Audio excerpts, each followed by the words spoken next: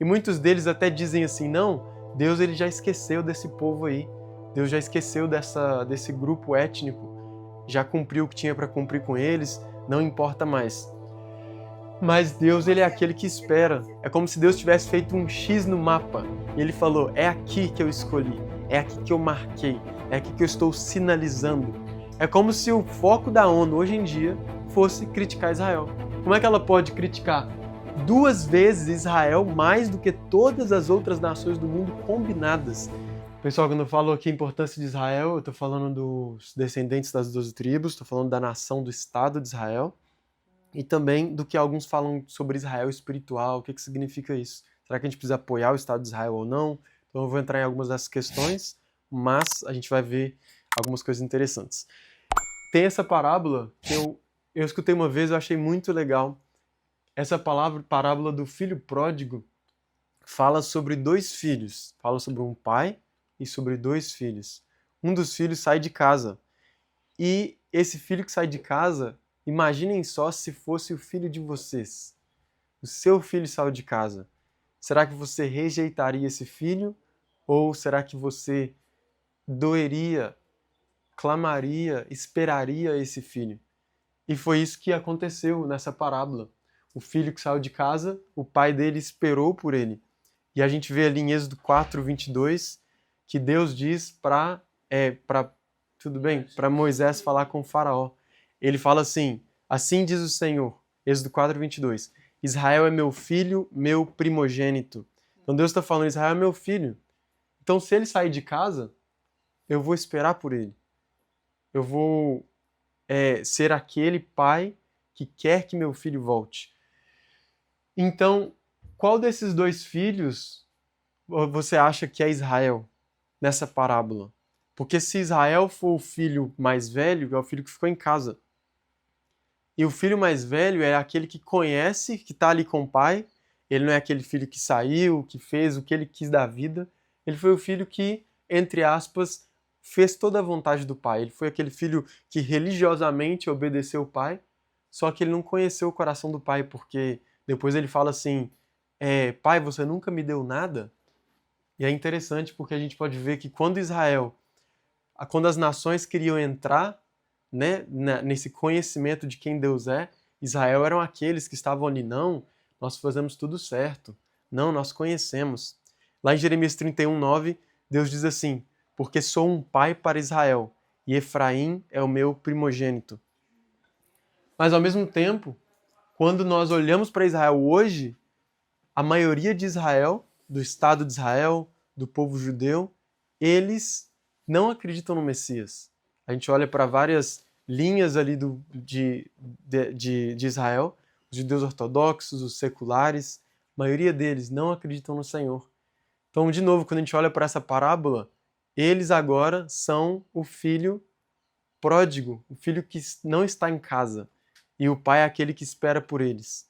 E a igreja gentílica é aquela que está em casa, que diz que conhece, e muitos deles até dizem assim, não, Deus ele já esqueceu desse povo aí, Deus já esqueceu desse grupo étnico, já cumpriu o que tinha para cumprir com eles, não importa mais. Mas Deus ele é aquele que espera. O pensamento é quando a gente olha ali para a época de Jesus, a gente vê os fariseus, a gente vê os saduceus, a gente vê muitas pessoas que se diziam como nação, e eles consideravam as outras nações o quê? Que vocês são impuros, vocês não podem entrar no templo. Então é como se eles são aqueles que cumpriram tudo que Deus estava mandando, estavam ali na casa, rejeitando o outro filho, porque quando o outro filho, o filho pródigo, volta, o filho mais velho fala assim, olha só, esse teu filho aí, fala pro pai, esse teu filho aí voltou. Tipo assim, você tá dando uma festa para esse teu filho, ele não reconhece ele como irmão. Ele fala assim, esse teu filho, ele rejeita ele. Ele gastou o seu dinheiro, né, com prostitutas, com festas. Mas o que acontece então? Hoje em dia, Israel étnico, ou seja, o povo judeu ali, os ortodoxos, aqueles que não acreditam no Messias hoje, é como se eles estão longe do Messias. E a igreja gentílica, muitas das vezes, da mesma forma, de forma religiosa, fala assim, não, Deus já fez o que tinha para fazer com esse povo, olha só o que eles fazem, olha só o que o Estado de Israel faz. Só que, na verdade, Deus é esse que está esperando agora o retorno. Porque quando Israel volta, vai haver uma grande festa. Romanos 11, 26 diz que todo Israel será salvo. E a gente olha para o banquete do Cordeiro, vai haver uma grande festa. O pai, quando o filho pródigo volta, dá para ele também um anel, o anel representando ali um pacto, o pacto que ele já tinha dado, e ele confirma com Israel. Uma túnica também, um símbolo de realeza, sandálias, ele provavelmente estava descalço, ele estava pobre quando o filho volta, e a túnica ali representando que ele está coberto, também representando realeza. Então será que a igreja gentílica tem recebido ou tem ignorado a nação de Israel e o povo judeu que não acredita no Messias hoje? Nós vamos ver um pouquinho sobre por que Israel é importante para o mundo, por que Israel é importante para a volta do Messias, por que Israel é importante para toda a igreja gentílica. Ezequiel capítulo 5 diz assim: assim diz o Senhor Deus, esta é Jerusalém, coloquei-a no meio das nações e das terras que estão ao redor dela. Deus já está então falando que ele colocou Israel. É interessante até quando a gente olha para o mapa mundi, Israel está bem centralizado, o mapa do mundo. Porque Deus colocou Jerusalém no meio das nações. E é por isso que Israel até hoje, a gente vai ver um pouco mais sobre isso, é o centro da mídia, é o centro das decisões. Quando a gente fala sobre a ONU, Israel está no centro ali dos olhos do mundo. Israel faz alguma coisa, incomoda as pessoas, os governantes, todos estão olhando para aquela cidade. Malaquias capítulo 4 diz: e ele converterá o coração dos pais aos filhos, o coração dos filhos a seus pais, para que eu não venha e fira a terra com maldição. É interessante porque quando a gente lê ali, por exemplo, em Efésios capítulo 2, diz que deles, está fazendo a diferenciação, que agora nós somos um novo homem, mas fala assim, que deles, dos judeus, são os pais, são as promessas e são os pactos. E se deles são os pais, é interessante porque Deus ele quer converter o coração dos pais aos filhos. Isso é o símbolo do fim, quando ele fala, naqueles dias virá o profeta Elias, antes que venha o grande e terrível dia do Senhor. Então está falando sobre Elias, está falando sobre o tempo do fim, está falando também sobre avivamento, porque tem a ver com Joel capítulo 2, que ele derrama o seu espírito. Então aqui em Malaquias ele diz que ele vai converter o coração dos pais aos filhos. E quando nós olhamos para aquela parábola, nós também podemos orar, outra analogia, nós podemos olhar para as nações que entraram depois nesse pacto, entraram como nações, todas as pessoas foram convidadas a entrar nesse pacto, eles eram como se fossem os filhos. Porque os pais e os patriarcas e aqueles que já conheciam era como se fosse Israel. Então, quando as nações começaram a entrar através do Messias, é Israel quem ensinou ele, como o pai ensina aos seus filhos. Mas hoje em dia, será que não é o contrário? Independente de como que seja, Deus ele quer converter o coração dos pais aos filhos. Ele quer que a igreja gentílica receba os judeus, da mesma forma que os judeus lá atrás receberam as nações como todo, como nações, para entrar nesse pacto, nessa aliança. Então, eles podem ser mais novos na fé, muitos deles que entram hoje, mas deles são os pais, deles são os oráculos. Vamos falar um pouco sobre Jerusalém. A Bíblia diz primeiro que Jerusalém é capital.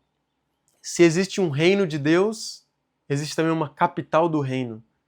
Qual seria essa capital, se não Jerusalém? Jeremias 3,17. Naquele tempo chamarão Jerusalém o trono do Senhor, e todas as nações se reunirão a ela, em nome do Senhor, em Jerusalém. Então esse trono do Senhor é de onde ele reina. Tudo bem? Então se Deus tem um reino, ele tem uma capital, e se é Jerusalém é o trono do Senhor, então Jerusalém é de onde Deus reina. E o lugar de onde a capital é de onde saem as leis. A lei sai de lá e todas as outras nações, todas as outras cidades, países, elas obedecem essas leis. E Isaías capítulo 2 diz, porque de Sião sairá a lei e de Jerusalém a palavra do Senhor. Então Jerusalém é capital. Jerusalém também é um canal de bênçãos. Salmo 122, talvez um dos versículos mais importantes aqui para a gente hoje. Orai pela paz de Jerusalém, prosperarão aqueles que te amam. Versículo simples, mas talvez é a lição mais profunda que a gente vai tirar hoje. Por que Jerusalém é canal de bênção? Porque orando por ela, abençoando ela, as pessoas são abençoadas. As pessoas, elas prosperam. Então ela é simplesmente uma cidade que é canal de bênçãos. De Jerusalém também nós podemos ver salvação. Eu gosto muito, né, que 4.000 anos atrás, Deus ele fala para um homem, Abraão, fala para ele, sacrifique seu filho numa montanha que eu vou te mostrar. Foi Deus quem escolheu a montanha que Abraão ia sacrificar o filho dele. A gente sabe que ele não sacrificou porque Deus proveu ali o sacrifício. Só que Deus levou ele até a região de Moriá. Hoje em dia a gente conhece o lugar onde está o templo como o Monte Moriá. É a esplanada do templo, onde foi construído ali o templo, né? Tanto de Salomão como reconstruído depois. Então, indo para aquele Monte Moriá, Isaac ele carregou a madeira, assim como Yeshua carregou o seu madeiro. Então esse lugar é um lugar especial, foi o lugar onde o Senhor escolheu. É Ele que designou esse lugar, onde o filho dele, assim como o filho de Abraão, seria sacrificado, onde Deus entregou o filho dele para ser sacrificado. Então é o mesmo lugar onde Zorobabel também, quando voltou da Babilônia, reedificou ali o templo. E também é interessante, se Jerusalém é o lugar onde o plano de salvação foi executado. Foi o lugar que Deus escolheu há séculos e séculos atrás. Mas também é o lugar de onde Yeshua falou para os discípulos dele, vão por todo mundo e preguem o evangelho. Ou seja, a salvação foi executada dali. A grande comissão foi entregue para os discípulos dali. E também é o lugar para onde ele vai voltar. É o lugar para onde o mundo está olhando. Por isso essa é a cidade mais importante da terra. Jerusalém também é chave. Romanos 1,16 diz, não me envergonho do evangelho, porque é o poder de Deus para a salvação de todo aquele que crê. Primeiro do judeu, depois do grego. Aqui, como com o grego, ele está querendo dizer as nações. Ou grego, né, porque era o império helenista, o grego da época. Então, se eu olho para isso aqui e eu entendo que isso aqui não é elitismo, viu? Porque se eu olho para o Brasil, eu sei que Deus tem um plano para o Brasil. Deus ele tem eu imagino um quebra-cabeças, como fosse uma tapeçaria de todas as nações, e Israel tem um lugar central, é o primogênito, tem um lugar de preeminência. Quando nós olhamos para isso aqui, nós vemos uma chave para avivamento. Porque Paulo, ele entendeu, ele falava assim, eu sou um apóstolo para os gentios. Ele reconhecia que aquele era o chamado dele. Só que ele entendeu que a salvação é primeiro para o judeu e depois para o grego. Então, quando Paulo chegava numa cidade, ele pregava nas sinagogas primeiro e depois ele pregava para todos aqueles que queriam ouvir. Tanto na sinagoga como fora. Na casa das pessoas, ele plantou igrejas. Só que, basicamente, ele está falando assim, eu tenho que pregar primeiro para o judeu, depois para o grego. Quando Yeshua estava na terra, ele enviou os discípulos dele, lá em Mateus capítulo 10, e ele falou assim, vão, senão, para as ovelhas perdidas da casa de Israel.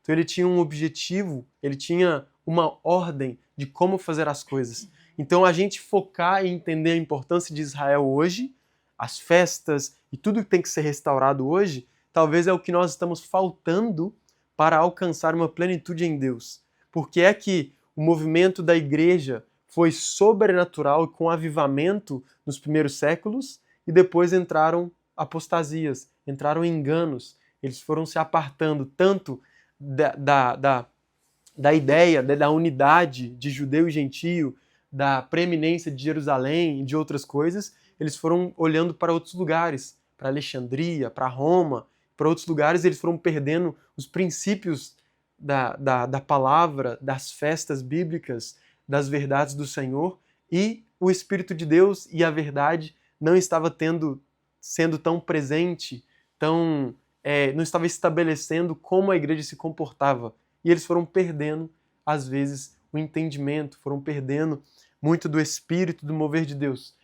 Então essa é uma chave para avivamento. Porque Paulo, a palavra diz que o evangelho chegou em toda a Ásia da época é a Ásia Menor, a região da Turquia inteira, que é muito grande, outros lugares em volta, foi pregado, toda aquela região escutou o evangelho, quando Paulo estava ali pregando na escola de Tirano, se não me engano, durante 2 anos. Ou seja, a gente pode imaginar o nível de avivamento, o nível que o evangelho se espalhou muito rápido.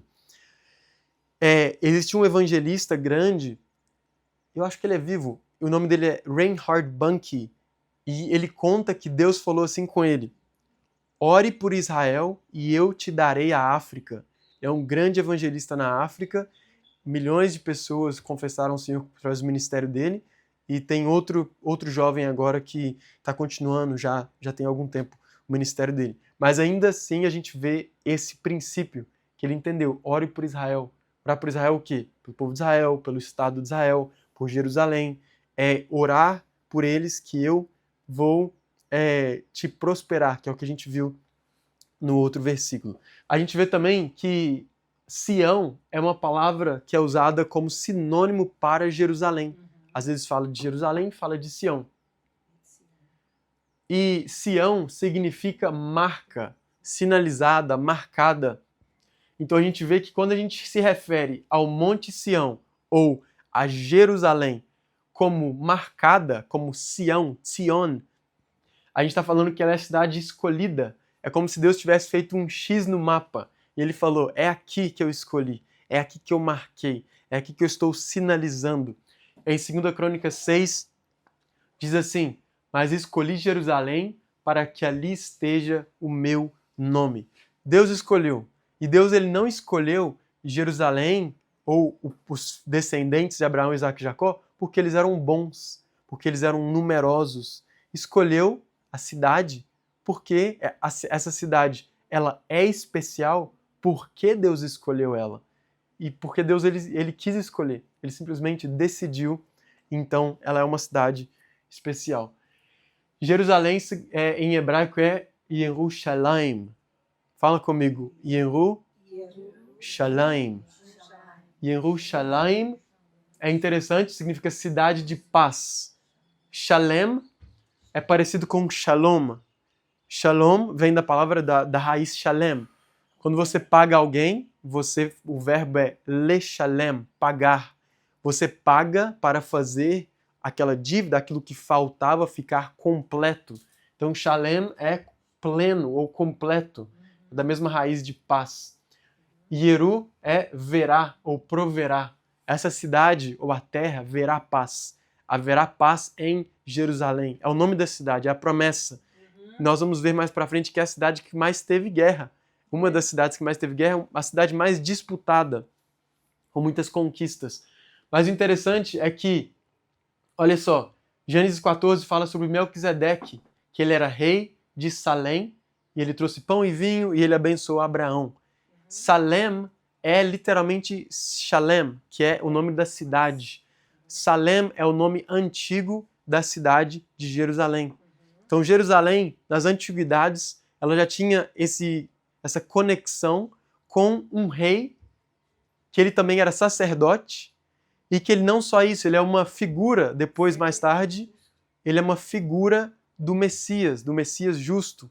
Ele é uma sombra de Yeshua, e ele já reinava Salém, que é Jerusalém.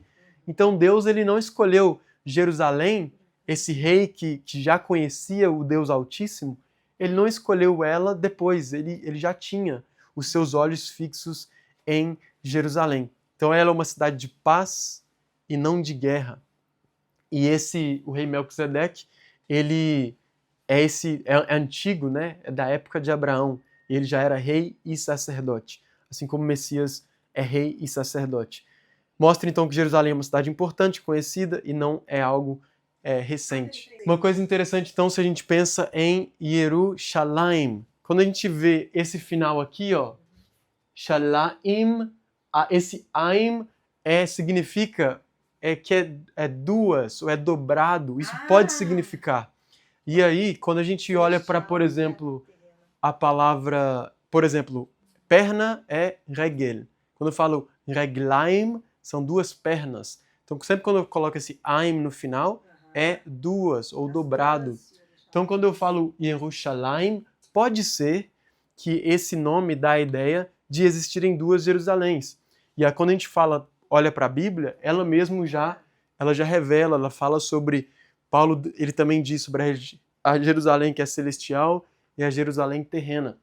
Apocalipse de 21 diz: vi novo céu e nova terra, e vi também a santa cidade, a nova Jerusalém, que descia do céu, da parte de Deus, preparada como uma noiva adornada para o seu marido. Então ouvi uma grande voz vinda do trono, que dizia: eis o tabernáculo de Deus com os homens. A própria cidade, a nova Jerusalém, que é a consumação final, a volta do Senhor, é o tabernáculo de Deus com os homens. Lá não vai haver tabernáculo, não vai precisar da luz do sol, porque o Cordeiro vai ser a luz e ele habita Deus habita com os homens. Então, quando a gente fala sobre paraíso ou sobre o céu na terra, é realmente a nova Jerusalém descendo. Esse é o paraíso, né? Essa é a cidade de Deus. Fala sobre Abraão também, que ele era peregrino sobre a terra porque ele acreditava na recompensa, a herança dele era uma cidade. Então, a cidadania dele era uma cidade por vir, que é a cidade celestial, a cidade de Deus. Nós vemos aqui, quando nós falamos sobre Jerusalém, Zacarias 1 diz, o Senhor dos Exércitos diz: com grande zelo estou zelando por Jerusalém e por Sião. A gente vê que é um sinônimo, né? Da mesma forma que quando Deus fala sobre Israel, ele fala Efraim, ele fala Judá, são sinônimos ali quando ele está se referindo a alguma coisa. E ele zela, e a gente vai ver que Deus ele não só zelou no passado, ele continua zelando por Jerusalém. Zelo aqui eu poderia até traduzir como ciúmes, ele é ciumento. Os olhos dele, as ações dele também têm respeito com Jerusalém.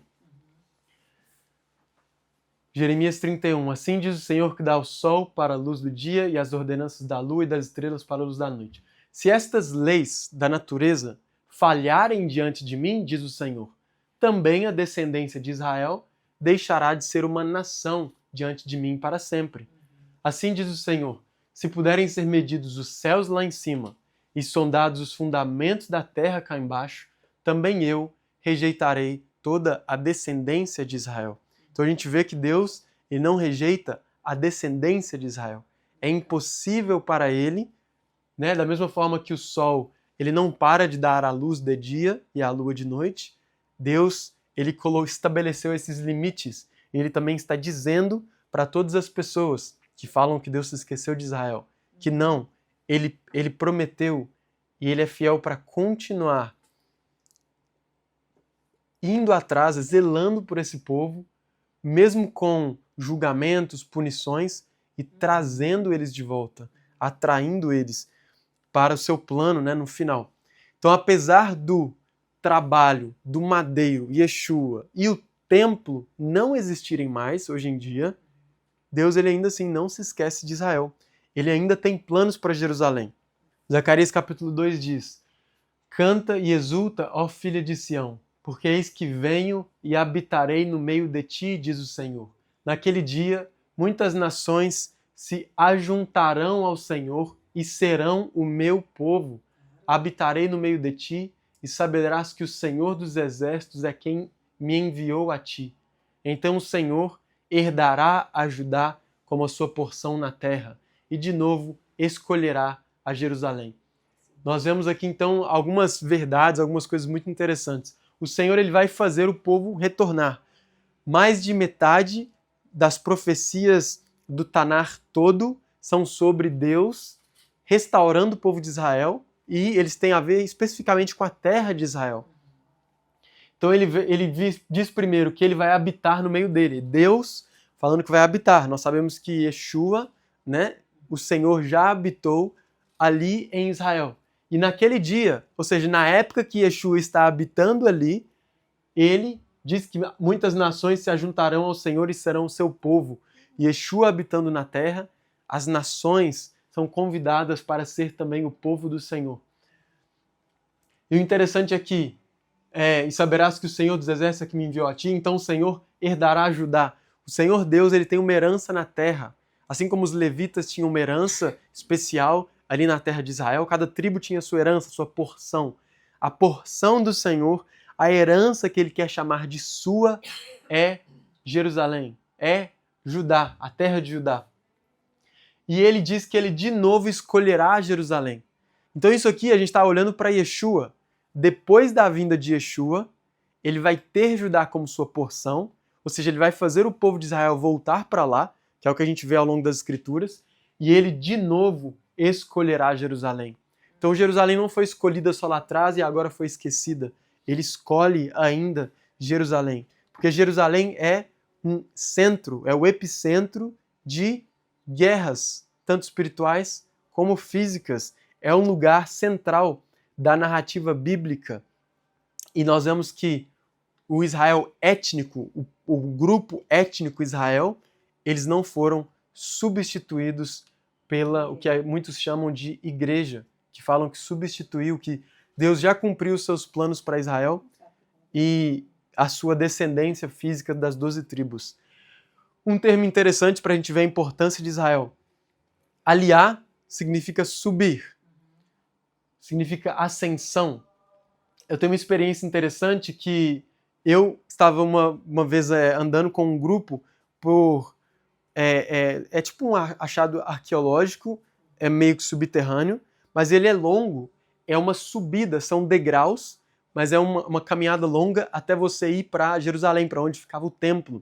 E aí a gente estava fazendo aquele percurso e a gente estava lendo os salmos de ascensão, ou Cântico dos Degraus, né, que é a partir do Salmo 120 até, deixa eu ver se eu anotei, 134.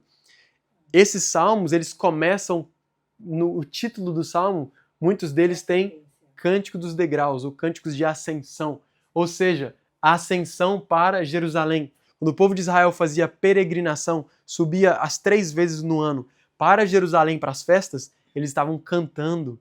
É por isso que a palavra diz, perdão, eu não anotei esse, mas tem outro salmo que diz, me alegrei quando me disseram, subamos à casa do Senhor.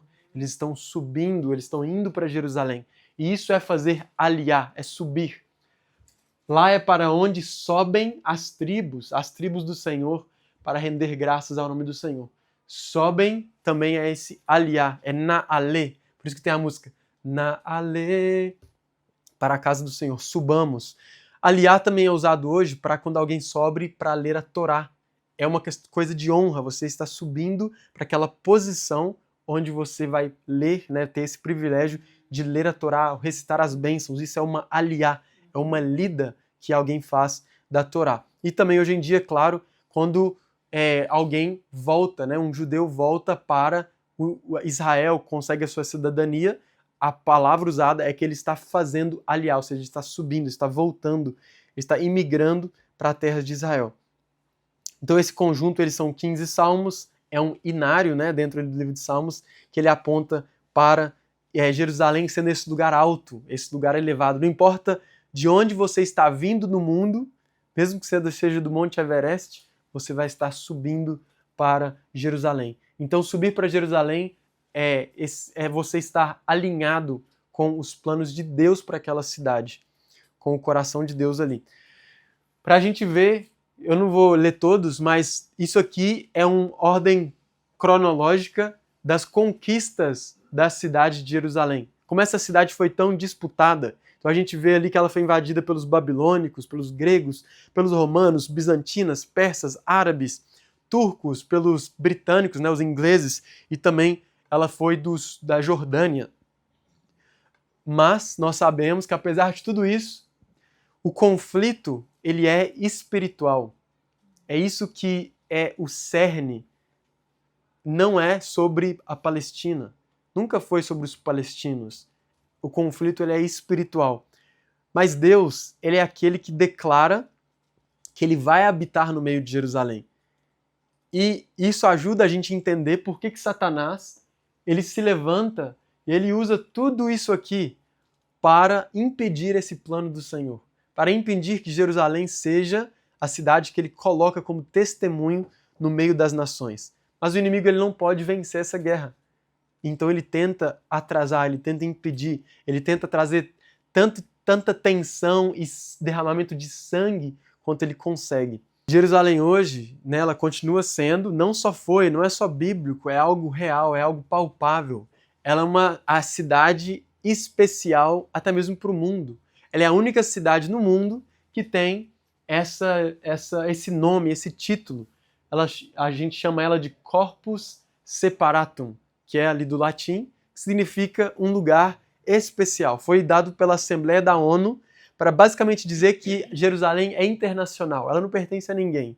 Ela é um corpo neutro. Perdão, eu estou falando de Jerusalém, mas aqui em específico é o que eles queriam, né, de Jerusalém. Só que isso aqui é sobre o Monte do Templo. Aquele lugar ali, ele não pertence nem a Israel, nem a Jordânia. Ele é um lugar internacional. Mas isso aqui está apontando para o lugar onde Deus escolheu. Está falando sobre o Monte Moriá. O lugar onde Deus marcou é o lugar onde as nações reconhecem como é um lugar diferente, é um lugar único e especial. E quando a gente fala sobre as nações, a gente vê que os olhos das nações estão sobre Israel. O Conselho de Direitos Humanos da ONU, criado em 2006, cerca de 45% de todas as resoluções dirigidas a países foram contra Israel. Ou seja, quase metade de todas as repreensões que eles tiveram foi tudo voltado para Israel. Israel, que é um país que é, acho que 0,1% de todo o mundo árabe somente, é o lugar onde eles mais prestam atenção, querem repreender, querem corrigir. Entre 2015 e 2022, a ONU adotou cerca de 140 resoluções criticando Israel, contra 68 para todos os outros países do mundo combinados. É como se o foco da ONU hoje em dia fosse criticar Israel. Como é que ela pode criticar 2 vezes Israel mais do que todas as outras nações do mundo combinadas? É como se, realmente, as nações, a gente lê na palavra, elas vão subir, elas vão se voltar contra Jerusalém. E hoje em dia é de uma forma política, mas vai chegar um dia, vai ser de forma física, com exércitos indo contra Israel. Como é que pode, né, esse viés da ONU, tão anti-Israel, tão antissemita? Mas uma coisa é certa, os olhos do mundo estão nessa nação. Zacarias 12:3. E acontecerá naquele dia que farei de Jerusalém uma pedra pesada para todos os povos. Todos os que a carregarem certamente serão despedaçados, e ajuntar-se-á contra ela todo o povo da terra. Então, quando eu falo que Jerusalém é um relógio de Deus, eu estou reconhecendo que os planos de Deus, eles são firmes e fiéis para Israel. Eu não estou sendo exagerado, eu não estou fugindo do que a Bíblia diz. Israel não é o relógio de Deus, eu não posso afirmar isso. Se eu acredito que Deus ainda tem planos para Israel e que a volta do Senhor depende disso, então sim, claramente, Israel é um relógio, enquanto Deus, mesmo que as coisas pareçam bagunçadas, Deus ele tem um plano e ele está orquestrando porque ele vai reinar sobre a terra. Isaías 62 mostra o nosso zelo que nós devemos ter por essa cidade. Por amor de Sião eu não sossegarei, por amor de Jerusalém não descansarei, enquanto a sua justiça não resplandecer como a alvorada e a sua salvação como as chamas de uma tocha. Ó Jerusalém, sobre os teus muros pus guardas, que todo o dia e toda a noite se não calarão. Ó vós que fazeis menção do Senhor, não haja silêncio em vós, e não lhe concedam descanso, até que ele estabeleça Jerusalém e faça dela o louvor da terra. Ele está falando para os guardas ou para os atalaias, algumas versões dizem, para que eles façam menção do nome do Senhor, para que eles intercedam. Deus disse, eu coloquei o meu nome naquela cidade. Então Deus está colocando atalaias, guardas naquela cidade, para fazer menção do nome dele, porque o nome dele está sobre aquela cidade. São aqueles que vão interceder e vão orar. Isso aqui então, nós vemos o plano do Senhor para fazer de Jerusalém um louvor sobre a terra. E eu me recordo de um versículo, eu acho que é Jeremias, que ele fala, eu procurei alguém na cidade para se colocar na brecha, né, no muro, mas eu não encontrei ninguém. E aí está no mesmo contexto de que Jerusalém foi destruída. Ou seja, nós precisamos de intercessores, alguém para ficar na brecha. É daí que vem essa ideia da intercessão, porque essas pessoas são guardas, mas eles estão fazendo menção do Senhor. Eles também são aqueles que vigiam e quando tem um perigo, eles avisam o resto do povo, eles tocam a trombeta.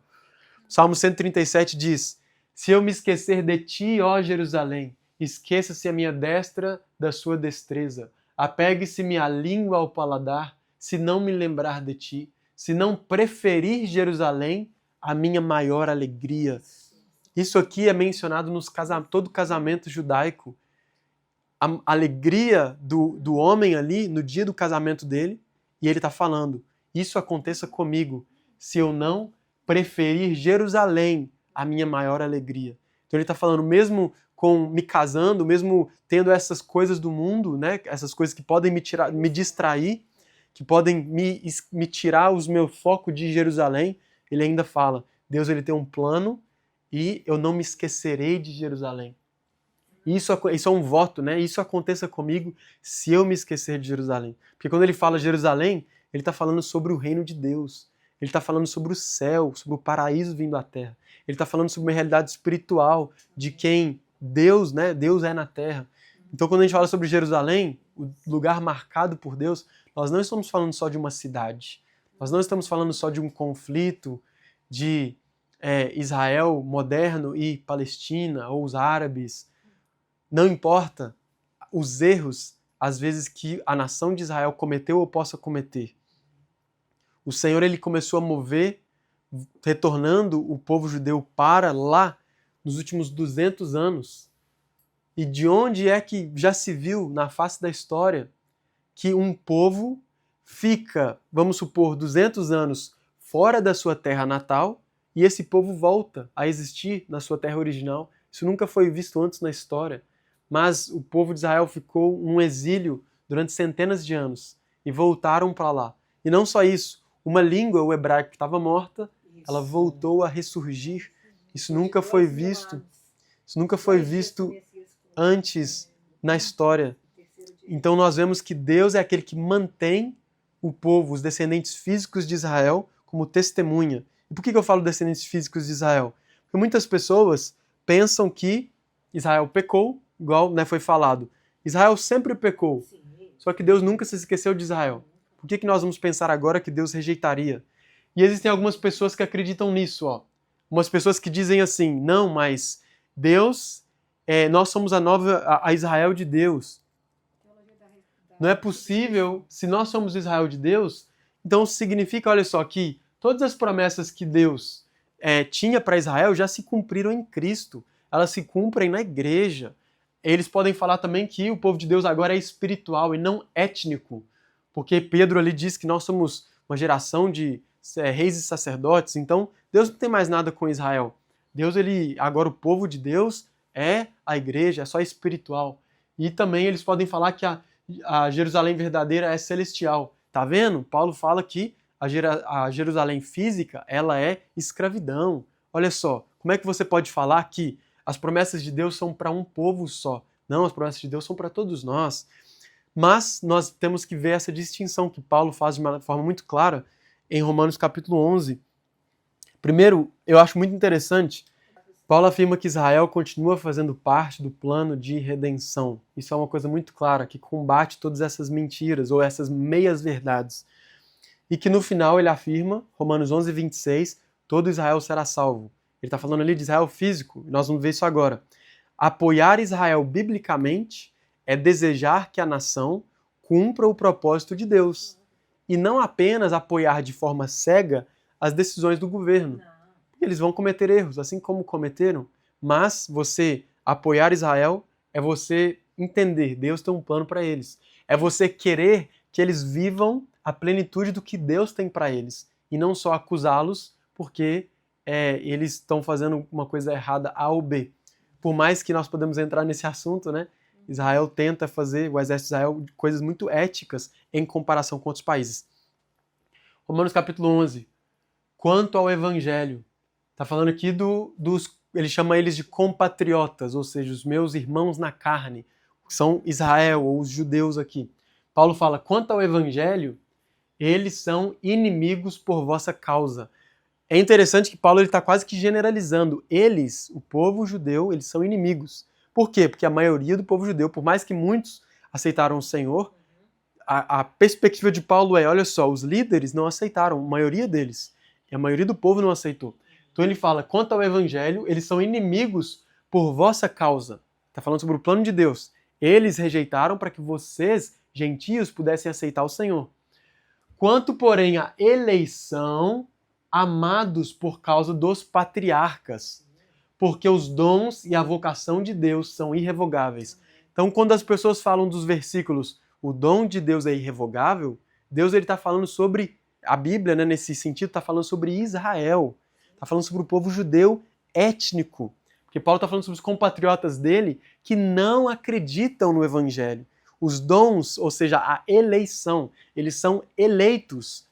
E isso bagunçaria a cabeça de muita gente, né? Porque para as pessoas eleição é salvação. E essa é a interpretação que as pessoas têm da Bíblia. Só que aqui ele está falando de eleição, está falando do povo de Israel que não acredita em Jesus. Eles são, olha só, a eleição deles é por causa dos patriarcas. E esse dom, esse presente, a escolha que Deus deu é irrevogável. E para a gente terminar, nós vamos ver por que Israel é importante, Jerusalém é importante no cronograma da volta de Jesus e, portanto, um relógio de Deus para a gente hoje. Mateus 23 diz, pois eu digo que vocês, está falando para Jerusalém, está falando para os líderes, né, de Jerusalém, está falando para Jerusalém como um todo, as pessoas, vocês não me verão mais até que digam, bendito é o que vem em nome do Senhor. É Jerusalém, mas também está falando do povo judeu, como liderança ali de Israel, de Jerusalém, como um todo. Até eles dizerem, bendito é o que vem no nome do Senhor. Então a gente está falando sobre conversão, a gente está falando sobre avivamento entre eles. E isso pode ter a ver com dificuldade, perseguição, mas vai chegar um momento onde eles vão clamar, bendito é o que vem o nome do Senhor. E o Messias vai vir. Ou seja, esse é um assunto muito importante. Jerusalém, povo judeu, Israel como país moderno. E isso é um assunto, né, que nós temos visto uma narrativa. Eu fui recentemente, segunda-feira, o major que existe agora, porta-voz, que fala português, ele é porta-voz de comunicação, ele é porta-voz do Exército de Israel, da IDF. E ele estava aqui, a primeira cidade que ele veio para o Brasil recentemente foi BH, e eu estava ali, num discurso que ele deu breve sobre as narrativas, como que a guerra que nós temos hoje em dia são nas narrativas. Então eu vou tentar disponibilizar para vocês alguns materiais que eu vi também de outra organização, que falam sobre as 8 narrativas que existem principais contra os judeus, contra o povo judeu, como grupo étnico. Existem 8 narrativas principais que se espalharam no mundo em diferentes tempos, né, estações, para acusá-los, para falar contra eles. Por exemplo, eles dominam o mundo, eles são... eu esqueci aqui agora. Eles mataram Jesus, por exemplo. Então, várias coisas que colocam os olhos das pessoas contra eles. Esse é um assunto muito importante. Tem pessoas que não ligam, não dão a mínima. Só que tem pessoas que se enlouquecem sobre esse assunto. De forma bíblica, centrada, nós podemos ver, sem idolatrar uma coisa ou outra, nós podemos ver que Deus é zeloso por isso. E que Jerusalém, Israel, é uma chave para os planos finais de Deus. E será que então nós entendemos que é importante, que é relevante? E para fechar, eu gostaria que eu vou fazer uma oração, convido vocês também para orar junto comigo, tendo em mente aquele versículo que eu falei que é o mais importante, Salmo 122, versículo 6. Orar pela paz de Jerusalém. Acho que a gente canta uma música. Isso, prosperarão aqueles que te amam. É uma música que a gente canta de vez em quando. Shalom, Shalom, Yerushalayim. Shalom, Shalom. Eu não sei se a gente canta, mas tem uma música famosa. Shalom, Shalom é peçam. Lishol, peçam. Então, quando ele fala pedir, orar pela paz de Jerusalém, a palavra no hebraico é pedir. Ou seja, peçam a Deus, peçam ou façam esse pedido, essa demanda pela paz de Jerusalém. Fala, meu amigo, minha amiga. É um prazer enorme ter você aqui assistindo o nosso vídeo. Eu espero que você esteja sendo edificado. Se você quiser receber o PDF com o material sobre a aula, tem um link aqui logo na descrição. É só você colocar ali suas informações e nós vamos enviar para o seu WhatsApp. Um abraço.